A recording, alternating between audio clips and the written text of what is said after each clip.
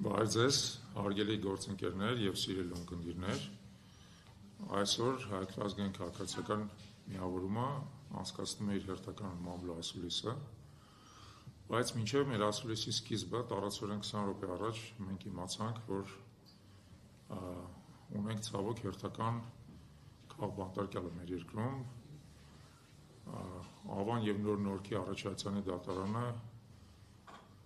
գլխավորությամբ դատավոր Մաս Իսմայելյանի կայացրեց հերթական բացարձակ ապօրինի որոշումը և 2 ամսով կալանքի դատապարտեց Արշակ arczepiskopos Խաչատրյանին։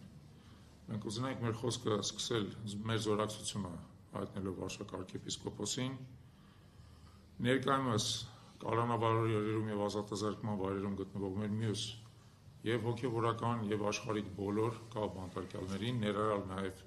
ՀԱԵԿՖ ազգային քաղաքացիական միավորման անդամ հանդիսացող քաղբանտարկյալներին, ցավոք իրենց թիվը արդեն գերազանցում է 70-ը Հայաստանում, և ցավոք մենք ստիպված ենք մեր ասուլիսը սկսել այդպիսի մռայլ, այսպես ասած, նոտայից։